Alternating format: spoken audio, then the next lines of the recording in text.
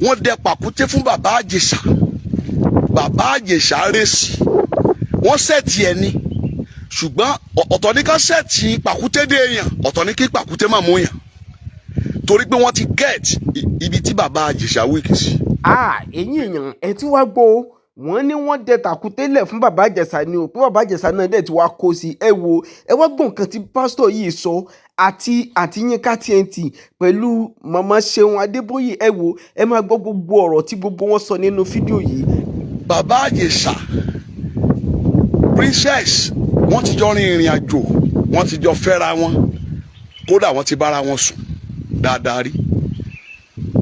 Ó ti mọ ibi tí Babaijesa wíìkì sí, bẹ́ẹ̀ ni ó wá lo opportunity yẹn pẹ̀lú gbogbo àwọn ìwà tí Babaijesa ti wù sí sẹ́yìn, ló wá fi ọmọbìnrin yẹn sẹ́tẹ̀.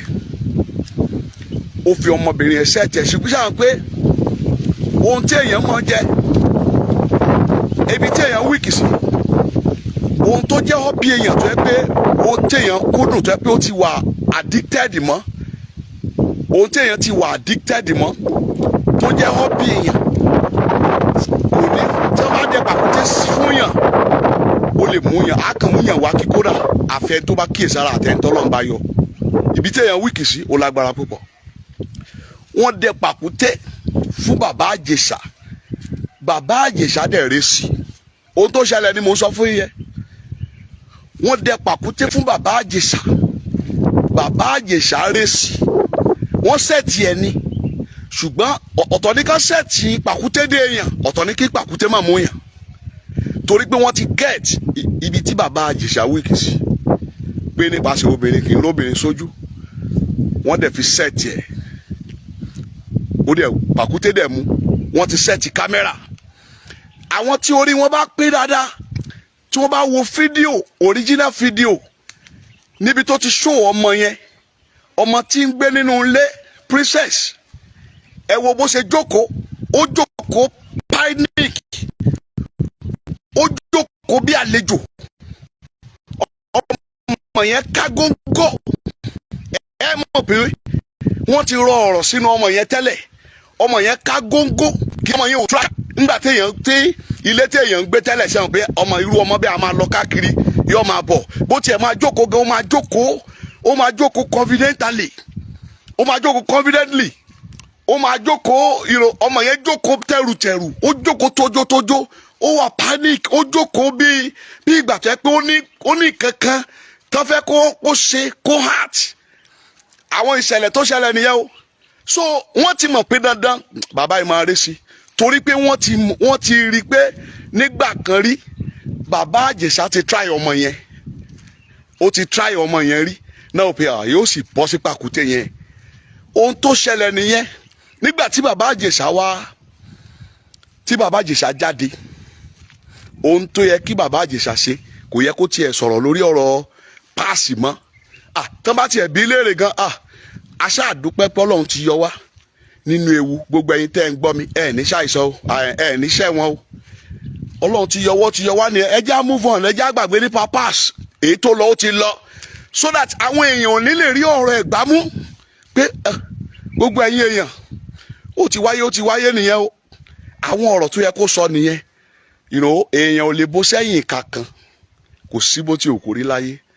Ṣùgbọ́n mo wá gbàdúrà, mo rọ gbogbo ẹ̀yin ọmọ adarí oorun nínú ayé, ẹ má jẹ́ kí ògo yìí ó wọ̀ mí, ẹ má jẹ́ ó wọ̀ mí.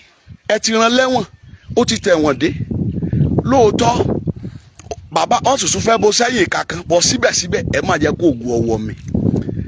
Téèyàn bá nírú ògo yìí nínú ilé ẹlòmíì, inú wọn á máa dùn, ayọ̀ wọn á kún. Òun ló gbórúkọ ilé wọn dìde tán fi mọ̀ pé ẹnìkan wà tán jẹ́ Babaijesa Omidina àbí kí náà ń porúkọ wọn. So nítorí náà ẹ jọ̀ọ́ ẹ fi gbogbo nǹkan wọ̀nyí ẹ jẹ́ kó rodò kó romi kó lọlẹ̀, ẹ jẹ́ kí ògo yìí ó tún dìde lẹ́ẹ̀kan sí. Kò yẹ kẹ́ ẹ fi gbogbo kẹ́ wá paná ògo yẹn pátápátá. Ó ti ṣe ní tí ọ̀dà, ó ti ṣe, ẹ jẹ́ á gbàgbé ẹ̀. Mo fi Ọlọ́run bá bẹ̀yìn o. Bí ọ̀rọ̀ Babaijesa ṣe rí ni o, pé kò ṣe Babaijesa ṣe.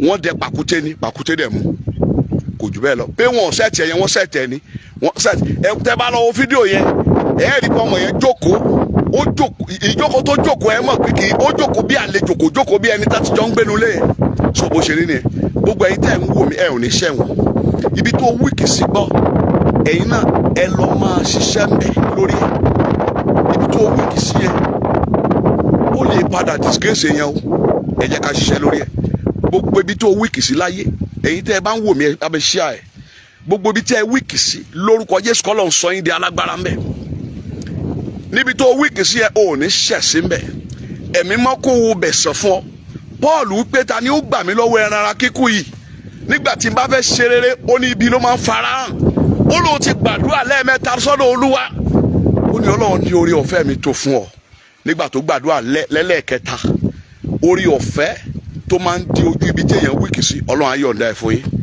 ẹni ọlá Adéyẹyè ẹ ra àánú gbà ohun tí a rán mi nìyẹn nípa Babaijesa ẹ máa yẹ kó gòyè ọwọ́ mi ẹ dákun o àárọ̀ gbogbo ẹ̀yin abiyamọ ayé o ẹ ṣàánú fún ẹ jẹ́ kí ògo yìí ẹ ràn lọ́wọ́ kí ògo yẹn ó bú jáde lórúkọ Jésù ogun ò ní borí wa a ó ra àánú gbà inú fámìlì ẹ inú ẹbí inú àwọn olólùfẹ́ kò lè dùn ó sí gbogbo nǹkan tó ṣẹlẹ̀ yẹn o àlàáfíà ní fún yín orúkọ mi ni wòlíì Akeju Emmanuel.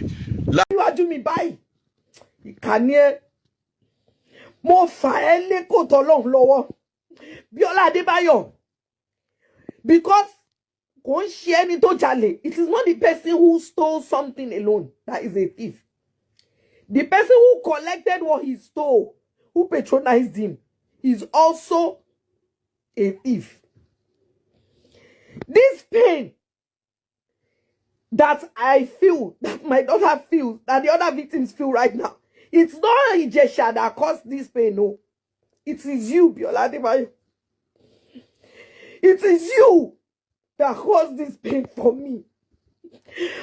Tó bá yẹ pé bẹ́ẹ̀ lèèyàn ṣe mo fa ilé Ọlọ́run lọ Bíọ́lá Adébáyọ̀.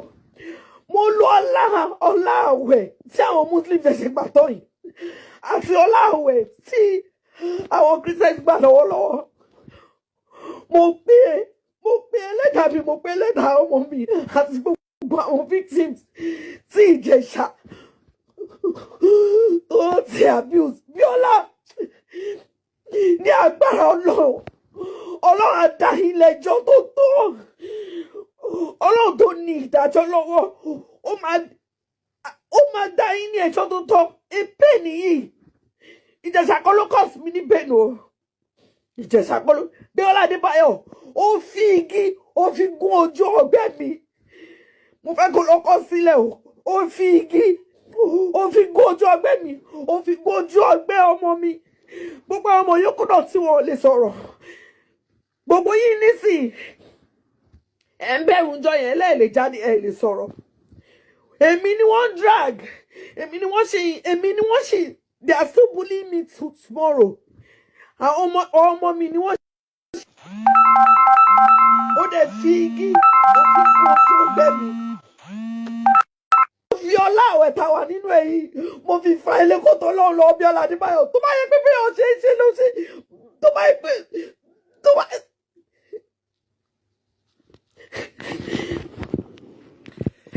Ẹ kú dédé wòyí ẹ̀yin olólùfẹ́ Yinka TNT ẹ kú bójú ọjọ́ ṣeréṣe dáadáa ni mo bá yín.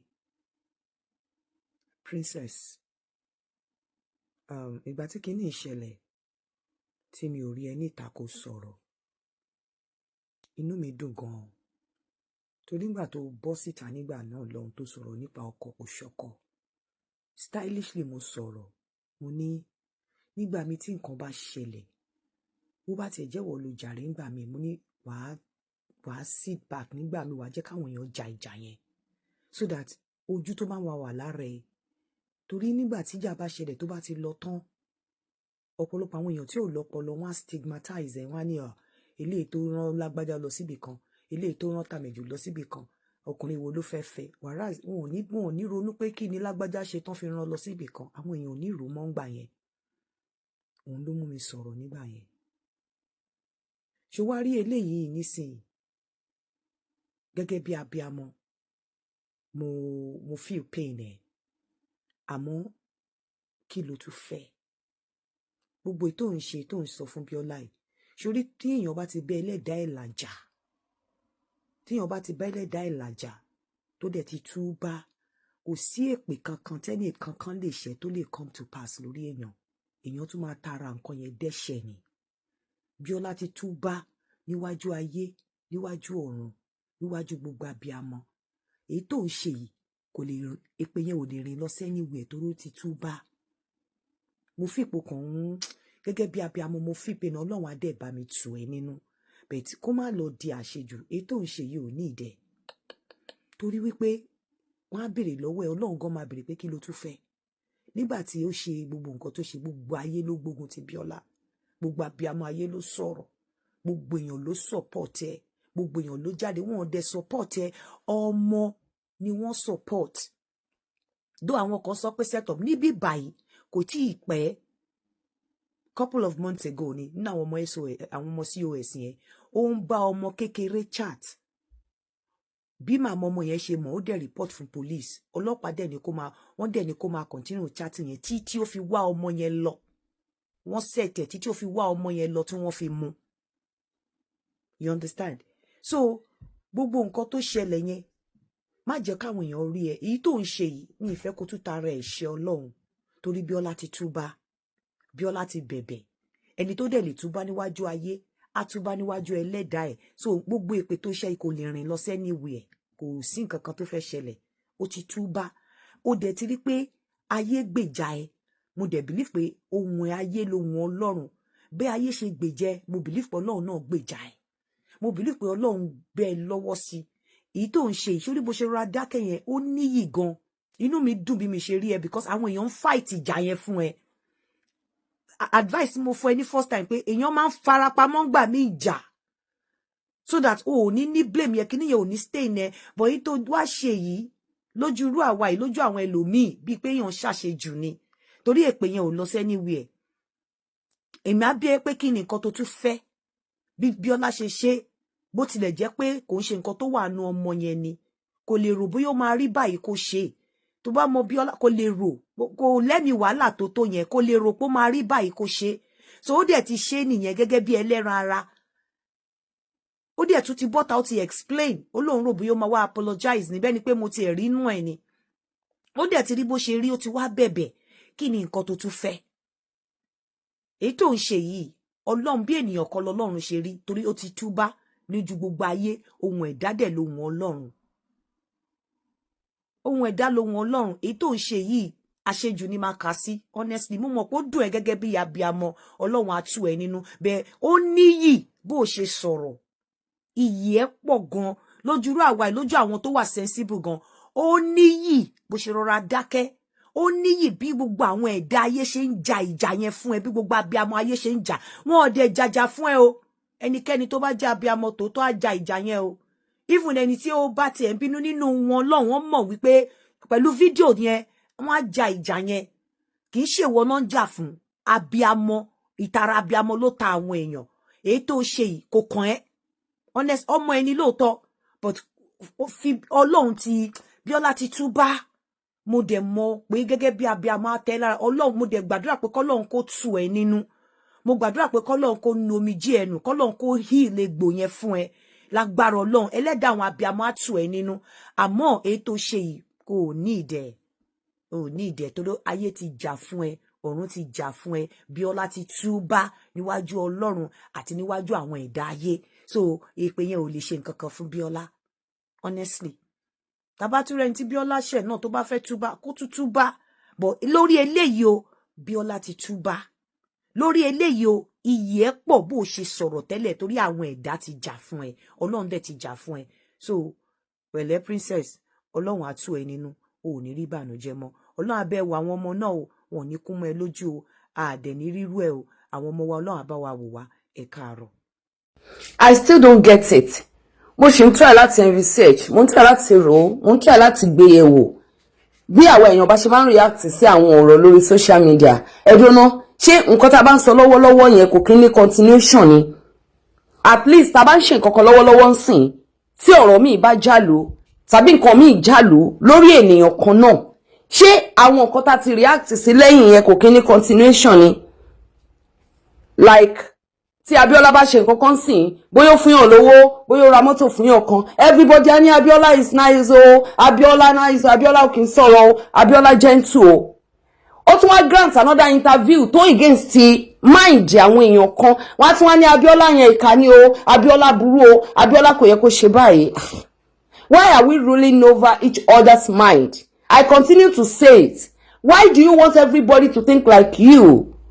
Kí ló dé tó jẹ́ pé direction tí wọ́n bá lọ ló fẹ́ kẹ́lòmíì lọ tí wọ́n bá lọ sí direction kan ẹni tí ò lọ sí direction yẹn drop comment ti tiẹ̀ ní opinion ti tiẹ̀ má attack ẹni tí kò wá sí direction ti tiẹ̀ because ẹni tí ò wá sí direction ti tiẹ̀ náà ní right láti wá attack ẹ but kò anybody ò ní right láti máa attack anybody lórí opinion èèyàn.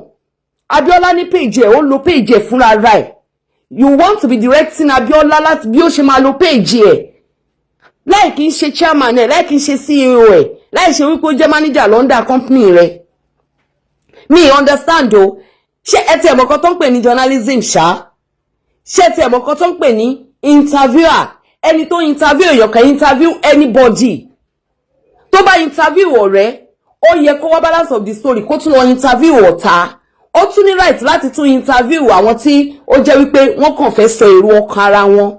The person that interviews does not put words into the mouth of the person tó fẹ́ interview. Wọ́n ò lè sọ nǹkan tí guest máa sọ sí lẹ́nu. Bẹ́ẹ̀ náà nígbà tí Kọ́lá Olóòtú táwọn èèyàn bẹ̀rẹ̀ sí ní attack bọ̀dá yẹn wípé àwọn náà jẹ́ kí Sunday Igboho kú sọ̀rọ̀ kan. Sunday Igboho tí ò kí ń ṣàròbó ẹni tó gbọ́ tó mọ nǹkan tó ń sọ tó mọ nǹkan tó wà lọ́kàn rẹ̀ láti sọ̀rọ̀ jáde ẹni Kọ́lá Olóòtú ló jẹ́ kó ṣe ọ̀rọ̀ sọ. How? Ṣé Kọ́lá Olóòtú fi oògùn mú olóyè Sunday Igboho láti sọ̀rọ̀ ni? Àgbàlẹ̀tù náà interview ọmọ onífújì kan láìpẹ́ yìí tó ń sọ̀rọ̀ nípa Táyé currency.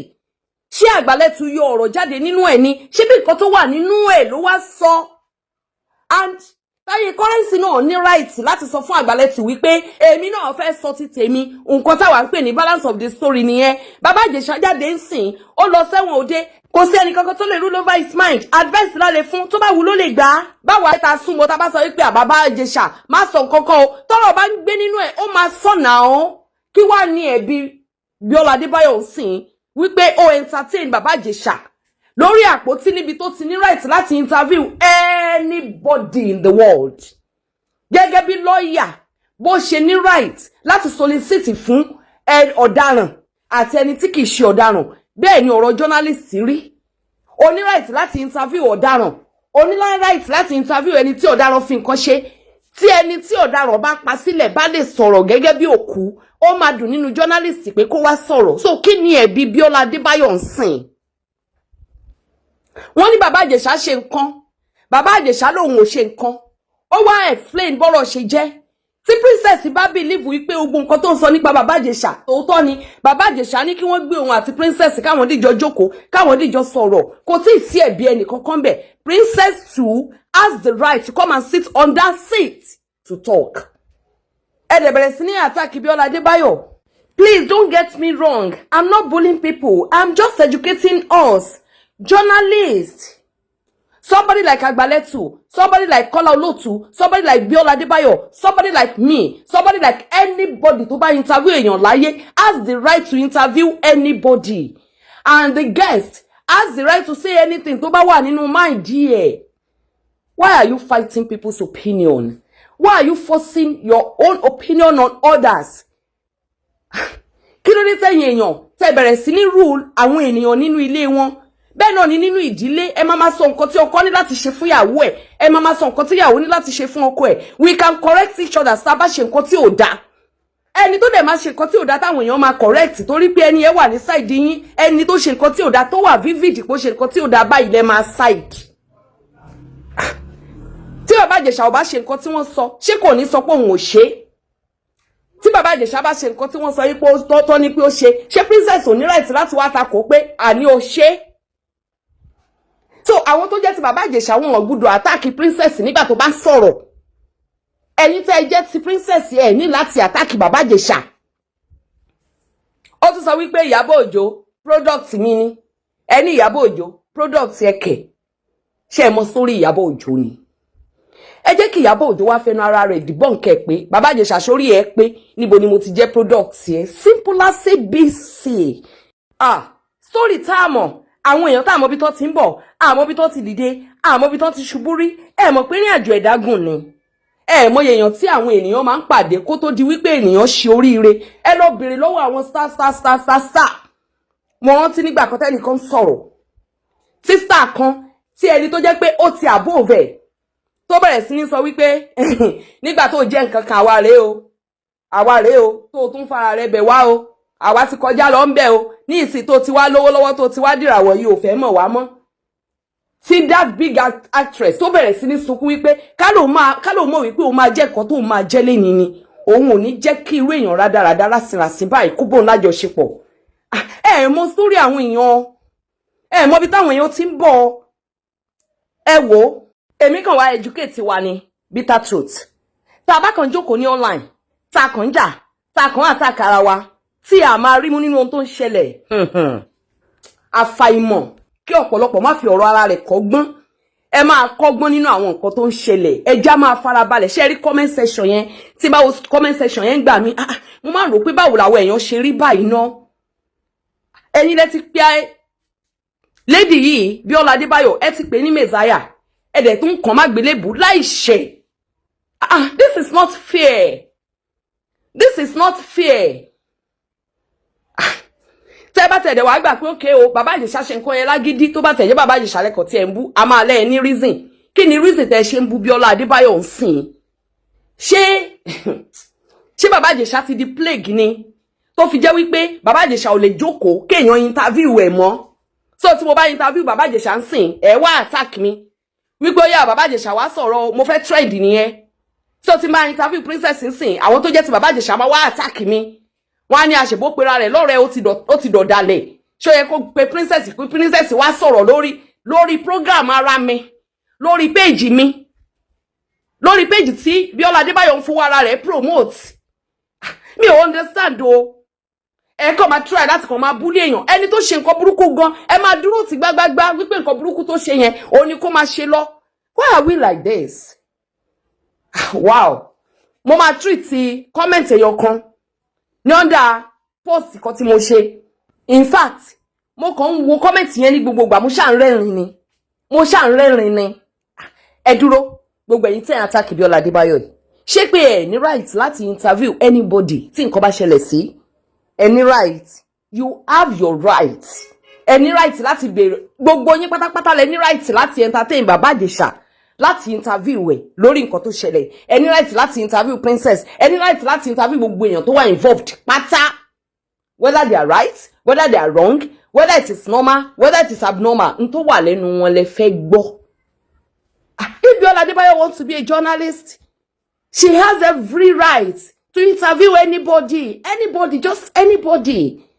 Now nǹkan tí ẹni yẹn sọ ó ní ẹ̀yin máa follow kó ṣe wípé kí ni right sí ẹ láti interview ẹ kò yẹ kí Bíọ́lá Adébáyọ̀ kó allow ẹ láti jókòó láti sọ̀rọ̀ why how and I once told us àgbàgbọ́ o ẹni gbẹ́nu sọ̀hún o òótọ́ lélẹ́yìí an ex-convict tó bá ti lọ tó bá ti dé tó jìyà ẹ̀ṣẹ̀ we have to receive them with love àti di atọ́nà fún wọn ká má bàa tún dá wọn padà sínú ẹbí wọn kí wọ́n má bàa tún di ewu sí wa lọ́rùn nígbà tá a bá fi àwọn ọ̀rọ̀ àlùfàǹṣá tá a bá fi bí wọn nínú bá a ṣe ń gbójú agan sí wọn ẹ má jẹ́ kí gbogbo àwọn ará òkè ọ̀hún kó máa wò bí ẹni pé àwa educated ṣé mọ̀ pé education is not about how many book you read ẹni tó mú níbi tó mú lọ́hùn ṣé mọ̀ pé tí wọ́n bá dé lóyìnbó ń sìn irú ẹni tó bá lọ tó bá dé bẹ́yẹn ó ní bí wọ́n ṣe máa treat wọn tó náà bá dé tó bá fẹ́ máa ṣe gàlègàlè bí ẹni wípé Nàìjíríà ló ti wá wọ́n á sọ wípé wo ó lè rìn bó ṣe wù ẹ́ o ó lè sọ̀rọ̀ bó ṣe wù ẹ́ o wọ́n ń ṣe ẹ lọ́wọ́ wọ́n ń ṣe ẹ lẹ́sẹ̀ but Nàìjíríà ò rí bẹ́ẹ̀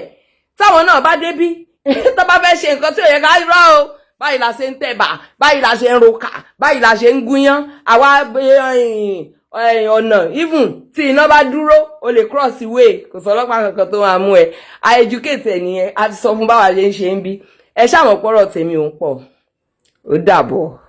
Why is it difficult láti proof certificate tó bá jẹ́ pé òótọ́ ni minor lọmọ yẹn lóòótọ́ ta ló lè jáde ta kó súwé pé that girl is a minor. wọn ò lè bọ́ta. Okay. ẹ̀yin èèyàn ẹ wá gbọ́ nǹkan tí wọ́n sọ o wọ́n ní ta ló lè prove ẹ̀ pé kán gbé certificate ọmọ ẹ̀ jáde pé minus lọmọ ẹ̀ pé kò tí ì pé 18 years. ẹ wo ẹ wá gbọ́ fọ́nrán ọ̀ràn nínú fídíò yìí àti nípa Ìyábọ̀ Òjó pẹ̀lú Mohbad ẹ wo gbogbo ẹ̀ pátá lẹ máa gbọ́ nínú fídíò yìí àti nípa bàbá wa Awólọ́wọ̀ náà ẹ wo gbogbo ẹ̀ pátápátá lẹ máa gbọ́ nínú fídíò yìí. wọ́n sọ fún yín pé the child is minor the child is minor ẹ̀yin tẹ́ wàá ta evidence Ìjẹ̀ṣà lọ sí prison ó dé you don't want him to have another life again ẹ fẹ́ pa ẹ lọ́mọ bẹ́ẹ̀ kẹ́ pa náà ẹ mọ̀ bẹ́ẹ̀ kẹ́ pa náà irú àwọn alábàákọ̀ wo lórí ìlú wo lọ́lọ́run dá mi sí àwọn wo lọ́lọ́run bá kó mi mọ́ Nàìjíríà yìí tó bá yẹ wọ́n ní Nàìjíríà is intelligent pẹ̀lú gbogbo intelligent Nàìjíríà òṣì ló bá wọn òṣì bá wọn mulẹ̀ bí ẹ̀gbẹ́ iṣu ni àti inú yín lòṣì ti bá wọn torí iṣẹ́ ọwọ́ wọn ò dá inú yín ò dá ọkàn yín ò dá inú yín ò dá you are wicked soul. Look at Nigeria of today. Church in lobby Oloshini. Every Sunday you see all of them going to church. You see all of them going to Asalatu. But their mindset is not good. Because all I'm so ibi tí fẹ́ bá ń gbé ibẹ̀ lòun gbé. That is why you see God making them to see pé ojú ọmọ ilẹ̀ ojúmọ́ kò mọ̀ kójú ọmọ rí bí Nàìjíríà. Ojú ọmọ máa rí bí ni. Wọ́n ò rí rẹ́rí. Wọ́n ti gbàwẹ̀. Wọ́n ti ní ọ̀sà. Wọ́n ti gbàdúrà orí wọn ti jẹ. Wọ́n ti lórí òkè wọ́n ti ní kọ́lí. Look at social media pastor kúnbẹ̀ ni because people that they are praying for their mindset is not good. Their mindset is not good. Very evil people. Kí ló ṣẹlẹ̀ torí wèrè kan fẹ́ gbé fíìmù síta wèrè tó parọ́ mọ́ ọmọ lọ́mọ pé òun ló pa Mohbad.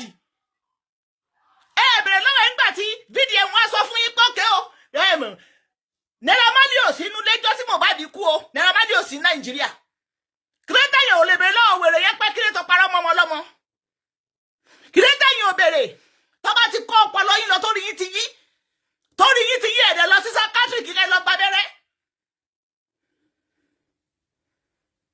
mo bèrè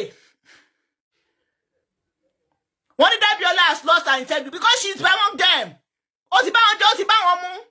Kò gbọ́dọ̀ betray wọn. Ìjẹ̀ṣà gbọ́ngàn ní ọmọ nǹkan tó ń ṣe. Tí Ìjẹ̀ṣà bá mọ̀ nǹkan tó ń ṣe kò yẹ kó lọ sọ́dọ̀ Bíọ́lá. It's just because Ìjẹ̀ṣà has promised her nígbà tó wá sí prison pé ọ̀dọ̀ ẹ̀ làwọn máa ti kọ́kọ́ grant interview. Mo dẹ̀ sọ fún Ìjẹ̀ṣà. Ká ní Ìjẹ̀ṣà sọ fún mi kó tó lọ grant interview mi ní jẹ́ kó lọ sọ́dọ̀ ẹ̀. Because bí Ìjẹ̀ṣà ṣe wà prison kò fi platform advocate fún Ìjẹ̀ṣà rí. Ìjẹ̀ṣà ń fojú bó ṣe fi social media sílẹ̀ kan tó lọ prison wọ́n fojú ẹ̀wọ̀n social media wọ́n mọ̀ pé social media ti wà infected with hatred virus.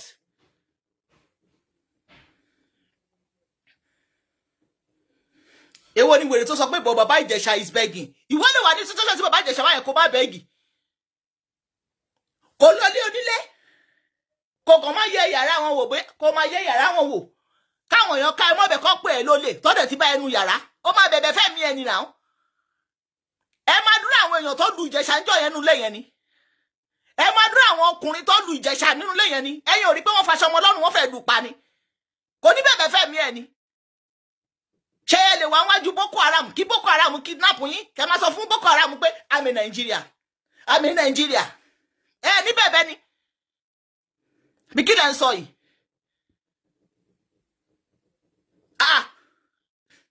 àdánwò tó gbé bá Ìjẹ̀ṣà tó mú bẹ̀bẹ̀ ó máa mú ẹ̀yin náà ṣe bọ́kùnrin ní ẹyọ ẹ má ná ṣé ó lè jẹ́ obìnrin tó sẹ̀ tìjẹ̀ṣà nìkan àti Ìjẹ̀ṣà nìkan ló wà nílé kó máa bẹ̀bẹ̀ kò ní láǹgbàtí ni kò ní ti dànù bọ́ta ni ẹ máa dúró àwọn ọkùnrin gòdògòdò tó wà nílé yẹn ni ẹ wá ń dúró àwọn ọkùnrin gòdògòdò tó wà nílé ẹjọ́ tó dá Ìjẹ̀ṣà dókò ni ẹ ráṣọ ẹ̀ tó yá ni tí ó bá jẹ́ ẹ wo ọmọbìnrin tó wá síta lẹ́nujọ́ mẹ́ta yìí mo ti bá gbé orúkọ ọmọ yẹn tó òun fúnra ẹ̀ ló jókòó sínú ilé o ó dẹ̀ wò pé kí lòun lè fi dayé láàmú kí lòun lè fi whereas ó ní mental health ọmọ 17 years ní àbí 18 years ó ní mental health ẹjọ́ pa wọ́n pọ̀ káńsù Ìjẹ̀ṣà ni ẹjọ́ ká wọ́n pọ̀ káńsù kí lórúkọ àwọn Journalistic àtàwọn àǹkó. Because you know the power of social media that they don't have sense. They don't think before they react. Awólọ́wọ̀ láwa lójú. A lè pariwo lẹ́ni pé Tinubu ló wà responsible for our problem.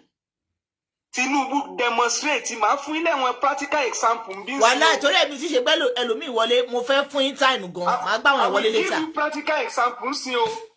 Okay. Eléyìí tó súnmọ́ gbogbo wa táwọn ọmọ generation Gen Z lè rántí. Baba Suwe. Baba Suwe was accused of carrying cocaine. And Baba Suwe kept quiet. Baba Suwe tún win ní court. Baba Suwe court tún ní pé ká san 25 million. Wọ́n tún award 25 million fún Baba Suwe. Kí ni Baba Suwe ló need láti recover? Ó ní kí NDLEA ó apologize. Kò lè get integrity on back. Wọ́n apologize. Wọ́n fún 25 million. Yorùbá dẹ̀ ni wọ́n ń fìbọn pààyàn. Ẹnu ni Yorùbá fi ń pààyàn nú ayé. 3 years after the mess, tí ò sí media tó fún Baba Suwe ní coverage, encomium went to interview Baba Suwe. People should go and check that encomium. 12 years ago. That interview, thank God to Baba Suwe. You know something? When Baba Suwe opened up on the pains of his cocaine mess. Nígbà tó máa introduce Baba Suwe, nígbà táyé Baba Suwe ti bàjẹ́ tán, wọ́n wá ní Alhaji Nurudeen Babatunde Omidina. Wọ́n fún ní full title. Wọ́n fún ní full name. Nígbà tó máa sọ̀rọ̀ ńbẹ̀ kí ló sọ? Ó ní I have lost everything. No one wants to associate with me anymore. Time yẹn kí ni ọmọ Yorùbá tún gbé kan wọ́n ló ń bá step daughter ọmọ lára sùn. Tó tún gbé kan láyà ńgbà yẹn nìyẹn o. He was waiting for NDLEA apology to heal. Baba Suwe died in 2021. Kò recover tó fi kú. I will give you another example. Ọbáfẹ́mi Awólọ́wọ̀. Àwọn tó ń sọ̀rọ̀ pé Ìjẹ̀ṣà gbọ́dọ̀ sọ̀rọ̀ yìí. Olórí burúkú ni wọ́n o. Bẹ́ẹ̀ni. Ọbáfẹ́mi Awólọ́wọ̀ was convicted of treasonable felony and conspiracy in 1963. And he was sentenced to 10 years in prison. Imprisonment. Wọ́n kọ́ ọ̀dọ̀ Ọbáfẹ́mi Awólọ́wọ̀ ní Èkó. Later wọ́n transfer lọ sí Calabar. During that incarceration, tí wọ́n hold down Ọbáfẹ́mi Awólọ́wọ̀, kí ni bàbá ń sọ? He consistently maintained his innocence regarding the treasonable felony charges. Bàbá yẹn ò change pé òun guilty. Bó ṣe adájọ́ náà ló gbé lọ sẹ́wọ̀n o. Ọbáfẹ́mi Awólọ́wọ̀ kò agree pé òun guilty o. Kó fi serve ọwọ́ time tó wà níbẹ̀ tí kò fi dé ní 1963 or so. 1966 náà fi wá release ẹ̀. 1966 náà ṣẹ̀ṣẹ̀ release ẹ̀. Kí ló ń sọ ní táìmù tí wọ́n bàbá wà ní prison? Wọ́n tún ní wọ́n lọ bá wọ́n láwọn fún ní opportunity to beg for pardon. Awólọ́wọ̀ máa lóun accept pardon. He said he committed no offense and that doing so will be bowing to injustice. Ó obey court, ó obey adájọ́, ó lọ sáàfù táìmù ẹ̀. But he said he will not bow to injustice. Kò lè sí nǹkan kan tó ṣẹlẹ̀. Kí ló tún sọ? Ẹ bá ń gbọ́ sentence náà máa sọ pé no reason stand. Awólọ́wọ̀ ló gbé wá. Kí ni Awólọ́wọ̀ sọ? Ó ní I believe I should not be in prison. But here I am. The only premier that ended up in prison for no reason. Should not be in prison. But here I am. The only premier that ended up in prison for no reason. Ntí Awólọ́wọ̀ máa sọ mà nìyẹn. Ntí Awólọ́wọ̀ máa sọ nìyẹn. Kí ló wá fi tẹ̀lé? Ntí mo fi kí bàbá Ìjẹ̀ṣà máa fi tẹ̀ lọ́rọ̀ tiẹ̀ náà nìyẹn. Mo ti gbé tí bàbá Suwe wá tó dákẹ́ tó bá lọ. Mo ti gbé tí Awólọ́wọ̀ wá. Kí l'Awólọ́wọ̀ sọ? When you hear of conviction in history, he said he will not spend his life in prison. Just like that. But he will outlive his accusers. Ẹ̀mí ò máa gùn ju gbogbo àwọn tó gbé òun débẹ̀ yẹn lọ.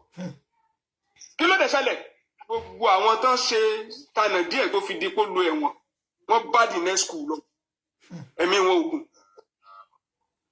wọn ń bọ́ta ṣeré mo sọ lánàá pé wọn bá Babaijesa ṣeré mo ní Babaijesa àwọn tó lè dúró tán wọ́n wà ńlẹ̀ o bóyá ibi tó kọ́kọ́ lọ ti grant interview is an opportunity o káwọn èèyàn fi lè mọ bí àwọn ayé ṣe rí kán dẹ̀ lè mọ rí ọ̀tá kò wá yí àwọn èèyàn n tó pa mí lẹ́kún lẹ́nìí ni wípé Yorùbá tó ní history báyìí tá a ní baba Awólọ́wọ̀ tó demonstrate wípé even in the face of pé judgment day you serve your term it still does not take away your right your fundamental human right to speak your truth as a private citizen of Nigeria. Kí là ń gbọ́ lẹ́yìn? Àwọn kan wà lábroad. And if it happen abroad, Babaijesa will never see the room again. He will never see the light again. He will never see the sun again. Àwọn Abroadanian. Let me tell them, in UK,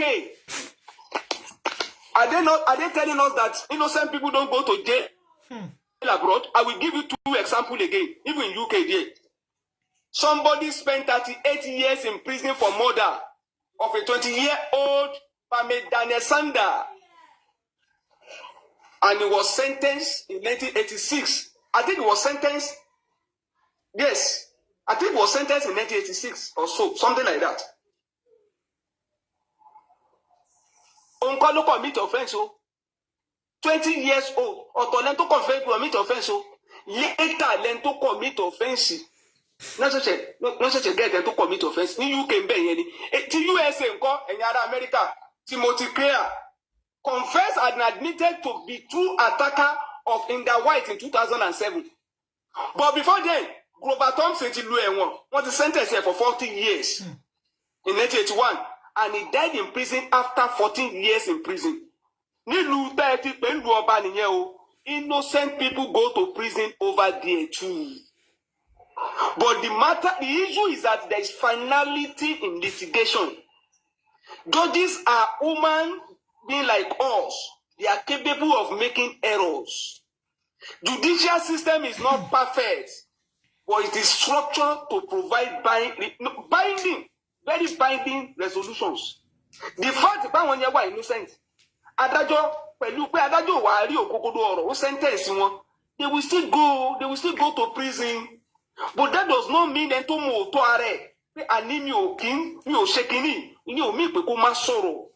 and I want to challenge everyone not to believe that Babaijesa should not speak. If you doubt Babaijesa, please, let's do this mental exercise. Video, also.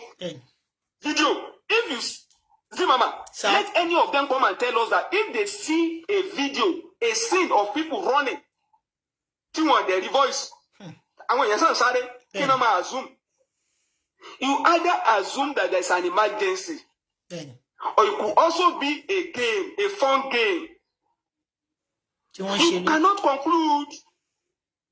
Any muted video allow for different stories to be told. Any muted video allow for any stories to be told. Visuals can be repurposed to fit any context.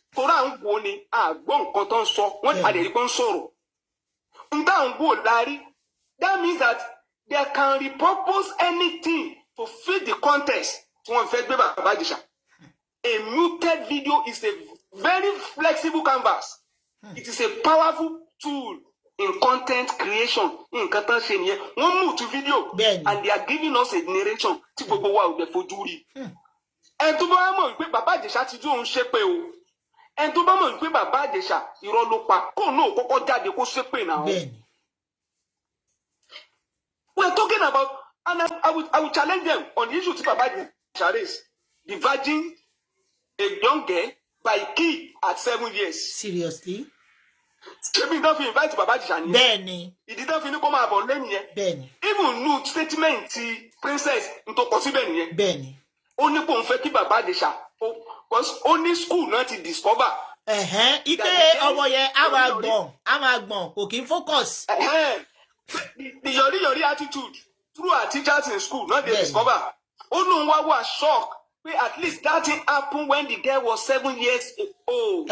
No, sir, gbàgbé ni. Ó ní Ọlọ́hun béèrè ọ̀rọ̀ lọ́wọ́ ọmọ yẹn, ó ní kò jẹ́wọ́. Ó ní ìgbà tóun wá ń wo fíìmù Babaijesa, tí tọmọ yẹn wá ní Babaijesa wá bẹ̀rẹ̀ sí ní gbọ̀n, ó ń gbọ̀n. Exactly.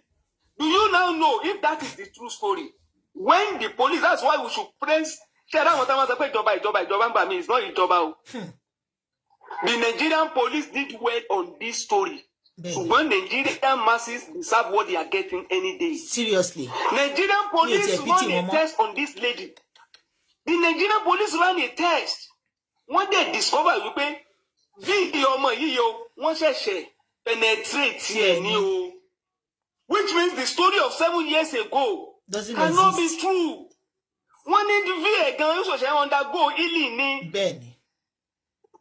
It means the only key tó wà involved nínú episode that boy ní key tí princess fi lock torí àwọn followers ẹ̀ torí wọn ò pé kò sí key tó fi dislike anybody. Key the only key tó wà nínú story ni pé princess fi key ó fi lock ọpọlọ àwọn ọmọ Yorùbá torí wọn ò pé.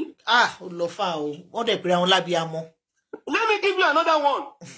You told me that a lady, that girl is a minor. Ẹni ọmọ tán bá bí ní year 2000 sígbà tá a wà yìí. Òsibí náà ti fẹ́ bí. Ó dàgbọ́n bí ní alágbo, wọ́n lọ gba certificate. Bẹ́ẹ̀ni. Kí ló dé tó jẹ́ pé gbogbo issue tẹ́ fẹ́ fi qualify wípé pedophile ni, minor ni, gbogbo ẹ̀ wá disappear. Ó disappear o, wọn ò rí o. Someone that was born nígbà wo ẹni 14 years ni. So why is it difficult? Láti prove certificate. Tó bá jẹ́ pé òótọ́ ni minor lọmọ yẹn lóòótọ́, ta ló lè jáde ta kó súwé pé that girl is a minor. Wọn ò lè bọ́ta. Okay. Ẹ tún máa wo another story that is telling us. If you doubt until Babaijesa ń sọ, Damola was arrested. Okele ran away. Gbogbo àwọn tó ń sọ̀rọ̀ àwọn ará abroad tán pé Babaijesa cannot spell moon, he cannot spell sun. Why are they not talking about Damola and Okele? Are they comfortable? Àwọn yẹn dẹ̀ ló do. Damola and Okele. Ṣé princess tọmọ wà London ẹ̀ tó fi ń pass through gbogbo story tó sọ fún wa ṣé tó bá wà láàbroad tó máa lọ scot free ni? Kò lè ṣe Damola lọ scot free ni. Sir, kò lè ṣe láàbroad. Òun fúnra rẹ̀ gan ò lè ṣe láàbroad. Kò lè ṣe láàbroad. Ó mọ̀ pé tó bá parọ́ mọ́yàn èyíbó máa ṣe investigation sir. Ó máa gbé certificate ọmọ yẹn jáde nínú system. I expected them to come out boldly and come and swear that there is no story of Damola and there is no story. No, I cannot stream anybody. Let me now go to the video that we are looking at, my sister. Ẹlọ́mọ yìí máa ń gbọ̀n tó bá ti rí tani tó bá ti rí Babaijesa. Bẹ́ẹ̀ni. Princess fẹ́ jáde nínú ilé pẹ̀lú ọmọ tó ń gbọ̀n tó filẹ̀ pẹ̀lú Babaijesa. Princess ò máa tilẹ̀kùn. Ọmọ yẹn máa ló dìde tó lọ tilẹ̀kùn fúnra rẹ̀. Princess ò máa dìde kò máa tilẹ̀kùn bó ṣe ń bọ́ta. Wípé okay, a fẹ́ get evidence o, get ẹ̀ tilẹ̀kùn ká tètè kó tó máa ṣẹlẹ̀. You left and the guy that was fearful, the guy that was afraid is the one that had the confidence to go and close the door against a man tẹ́ ní pé ó máa ń dẹ́rù bá. Èmi ò mọ irú acting tẹ́ ń direct o. Èmi ò rí. And when they say Babaijesa is begging, and Babaijesa was begging. Babaijesa was begging princess for his life. Èmi ò rí bí téèyàn ti jáde tí wọ́n ti mú tí ò máa bẹ gbogbo àwọn tó wà ń bẹ̀. Tó jẹ́ pé princess ló wà ń bẹ̀. When is Babaijesa begging, singling out princess pé mo ṣẹ̀, mo mọ̀ pé mo ṣẹ̀, mo mọ̀ pé mo ṣẹ̀? Why to single out? Bí yàn bá mú lè, ṣé bó lè ó máa bẹ gbogbo àwọn tó mú ni? Ṣé bó lè á máa bẹ ọmọ yẹn? Ó jẹ́ tó bá ń tiẹ̀ dárúkọ princess, á ní ìjọba mi bí ọmọ yẹn. Ìjọba mi bí ọmọ yẹn. Sir, ẹ má bínú sir. Ṣẹ́rí mo ṣẹ̀ síjẹ̀ṣà ń sọ yẹn gan. Kí ló fà aláṣọ́ránsì pé torí in the act yẹn ló fi sọ pé mo ṣẹ̀ ẹni tó ti rí fún 7 years. Babaijesa ń wò wípé nǹkan tó ti ṣẹlẹ̀ tó ti lé princess introduction tí ò material. Bẹ́ẹ̀ni, because wọ́n sọ pé àwọn lè gbẹ̀yìn ni bóyá yẹn ló fi ṣẹ̀yìn yẹn sọ pé mo mọ̀ pé mo ṣẹ̀. Yes. So gbogbo ilé ìtàn pariwo, we saw it, we saw the video. Any video without the voice. anybody can assume anything. Káwọn èèyàn dẹ̀ ṣọ́ra tí ò bá sojú yín tí ẹ mọ̀. Don't talk about it. And don't come and tell us that a man nílẹ̀ Hausa ń sìn àwọn Boko Haram wọ́n ń pardon wọn, wọ́n reintegrate wọn. Àwọn tí wọ́n pààyàn nù o. Wọ́n dẹ̀ cancel àwọn yẹn. Àwọn tó ní wípé rárá o, wọ́n ń sara wa mọ́ ẹmúlé wọn jáde kúrò lé o. Wọ́n tó ní wọ́n fún wọn níṣẹ́ gan. Ẹlòmíì wọ́n ní wọ́n convert wọn to security. Ìjẹ̀ṣà wa dé padà. Ó dẹ̀ lóun ò guilty. Èmi ò rí bí tí kò lè ṣẹlẹ̀ nílẹ̀ Ìgbò, kò lè ṣẹlẹ̀ nílẹ̀ Haúsá. Ǹjẹ́ ẹ máa mọ̀ pé Yorùbá burú lẹ́dàá nìyẹn. They don't kill with sword. They don't kill with God. Kill with mouth. Ẹnu yìí ni Yorùbá fi ń para wọn. You even see some of them claiming that they know what is going on, whereas they don't know anything. Wọ́n wá fẹ́ sọ pé Ìjẹ̀ṣà ó ń bu adájọ́. Inú mi dẹ̀ dùn nígbà tí Ìjẹ̀ṣà sọ̀rọ̀. Ó ládájọ́ òṣè o. Ìtajájọ́ orí náà fi gbé òun lọ sẹ́wọ̀n. But deep inside him, ó lóun ò ṣe é. Ẹni pedophile ni ó lóun ṣe pedophile. Kí ló tún burú nù yẹn? Ẹni kó gbẹnu dákẹ́ kó má dárúkọ èèyàn kan, àwọn dárúkọ tiẹ̀ o. Wọ́n ní tán bá release ẹ̀gànjọ́ padà sẹ́wọ̀n. Òun kàn wá dárúkọ pé òun ò ro aburú sí wọn. Kódà wọ́n fọmọ tí òun rí tí nǹkan kan ò sọ àwọn ọmọ yẹn. Ẹni kí ló dé tó dárúkọ? Èmi ò rí bí tí ẹ̀yin tẹ́ ń pariwo wípé ìjọba wọn fún yín freedom Nàìjíríà. Ẹ̀yin lẹ wá sọ pé káwọn kan gbẹnu dákẹ́. Bẹ́ẹ̀ni. Káwọn kónú ilé kan má jáde mọ́. Ẹ̀yin lẹ nígbà tó ní platform, you will dictate how that person is going to run our own show. And I'm not surprised. Let me tell you one thing. Zimama, iṣẹ́ ni oògùn ṣẹ́. Ìwọ tó o bá ti gbé gba donation kalẹ̀, what happened to Biola will happen to you. Àwọn tó jẹ́ wípé àwọn náà ń donate, ní donate fún mọ́, a máa make sure pé platform yẹn ò ní ṣe kíní mọ́. Tó bá jẹ́ pé Biola ló ṣiṣẹ́ tó làágùn. Tó bá jẹ́ Dangote ni èèyàn kankan ò lè dẹ́rù bá pé kó bring anything down. Bẹ́ẹ̀ni, even VDM sir. Kò possible. Kò possible. Sir, ibi ayé fi bà mí o. Sir, ṣé ibi tó ti fura ni pé nígbà tí wọ́n kọ́kọ́ arrest Ìjẹ̀ṣà tí ọ̀gá ọlọ́pàá tí wọ́n gbé wọn lọ ní pàǹtí. Tọ́gá ọlọ́pàá yẹn bọ́ta tó sọ pé Ìjẹ̀ṣà offence, we have to do our investigation, is a bailable offence. They can grant his bail. Táwọn people yìí bọ́ta pé wọ́n gbọ́dọ̀ fílẹ̀ ó tọ̀nà protest, ìpé wọn gbọ́dọ̀ fílẹ̀. Ìpé tó bá fílẹ̀ àwọn ọmọdé padà sẹ́wọ̀n yẹn. Tẹ́ bá rántí tí Ìjẹ̀ṣà ìjọ kejì ló yẹ kó ti grant bail tó lò more than 2 weeks lẹ́wọ̀n. Exactly. Wọ́n tó tún wá burú dé. Ibi tẹ́ máa mọ̀ pé Yorùbá kú orí, wọ́n kú rí dáadáa. Dé tóun tó jẹ́ pé some months back now ló wá accuse èèyàn kan wrongly of sexual assault. Bẹ́ẹ̀ni. Openly on the street. The same dé tóun ló wá ní pé ó ní wòlíì wo. Ẹ ti gbàgbé pé bòkú sọ̀rọ̀ yìí. Wòlíì dìndìnrín wo. I told you I'm going to kíní kan. Ìwọ tó jẹ́ pé just recently you were caught red-handed accusing somebody wrongly. Ni mo sọ pé Zimama. Òráyè mo sábàyé o. Òráyè mo sábàyé. Ẹ̀rù máa ń bà mí. Ẹ̀rù ẹ̀bá má bà mí. Òráyè mo sá ẹ̀rù má bà mí o. Ìbùnú ọmọ Àdámọ̀. Òráyè mo sábàyé. Ṣé lè tẹ dárúkọ yìí? Recently ló sì bú gọ́fúnà Ògùn state tí gọ́fúnà yẹn ní káwọn DSS lọ́gbẹ́ tó bọ́ta pé ṣebí freedom of speech ni ṣóhun ò lè sọ̀rọ̀ ni. Ẹ wá wo gbogbo àwọn tó máa ń sunkún ẹlẹ́yà káàkiri. Those ordinary bully tán ń pariwo kiri. I want to come and defend myself. Àwọn kọ̀dí ṣé gbogbo December àwọn ò jẹ́ àsùn. Tó ní pé wọ́n dá sí ìdìsíyàn lára. Tó lúkálùkù ń jáde tó ń da tẹnu ẹ̀lẹ́ tó ń sọ tiẹ̀. Ẹni tó wá lo ẹ̀wọ̀n. Ẹni tó bá dé kó gbẹnu dákẹ́ kó má sọ nǹkan kan. Ẹni that is the only way fún. Kò lè mọ̀ páyé ń bẹ o, kò lè mọ̀ páyé ń bẹ. Ẹni ò rámì wò yí o, kò lè mọ̀ páyé ń bẹ.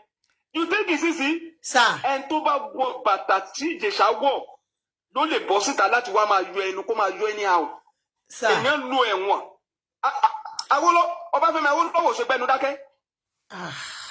Kò ṣe gbẹnu dákẹ́. Bàbá Sùwé tẹ́ ẹ ní kó gbẹnu dákẹ́ ẹ ti ràn lọ bí tẹ́ ẹ fẹ́ ràn lọ. Ó ti kú. Nígbà tẹ́ ẹ ràn lọ bẹ̀ tán ló wá di pé kẹ́ ẹ máa fún orúkọ tó beautiful Alhaji Nurudeen kìíní kan ẹ wá ń kí 9 mẹ́wàá nígbà tẹ́ ẹ ti sọ́dọ̀ kú tán. Olórí burúkú àwọn Yorùbá. Yorùbá. You think they have agenda. You will think they know what is right. Àwa sọ tiwa. See, Mama, Sir? we are not doing this because of Babaijesa. Kò sí tí Babaijesa fẹ́ fún wa o. Kò fún mi kankan rí. Ọlọ́run ti dá wa, ó ti dá wa o. Ìgbà kọ́bọ̀ lọ́wọ́ ẹ̀ Eléyìí rí. táwa lè fi ṣí ojú ọmọ Yorùbá là ń sọ yìí. A dẹ̀ ti mọ̀ wá, kì í ṣe pé ṣé ẹ rí ìwà tá à ń wù yìí? Ìwà tá à ń wù yìí kì í ṣe ní ló wà lára Yorùbá, ó ti wà lára wa ti pẹ́. Ó ti wà lára wa ti pẹ́ orogún òwò. Owó tẹ́ ṣe dáìlì òjì ti gbà, wọ́n ti gbalẹ̀ mọ́ yín lọ́wọ́. Kí lẹ fẹ́ fi proof? In Nigeria of today, or anywhere in the world, a legal statement operates on the presumption of innocence until proven guilty. Ni tó bá lè wá proof guilty, ìyẹn ò mí pé the system or àwọn èèyàn tó wà níbẹ̀ gan, they cannot make error now. Ìyẹn ò mí pé they cannot make mistake now. The system, the judicial system is not foolproof. Wrong imprisonment can happen. Wrong conviction occur. So what are they talking about? There are